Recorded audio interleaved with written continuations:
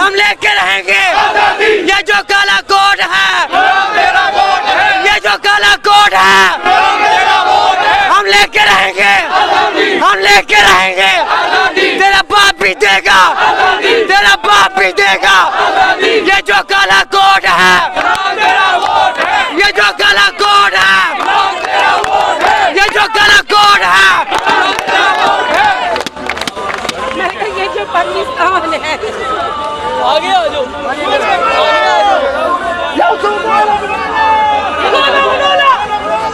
नारे तकबीर,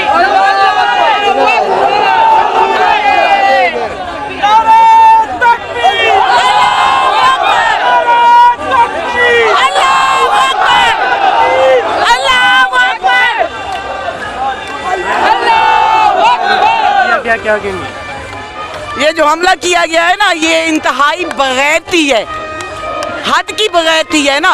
as a Pakistani मैं ये समझती हूँ इससे घटिया खेल पाकिस्तान में और कभी नहीं हो सकता ना।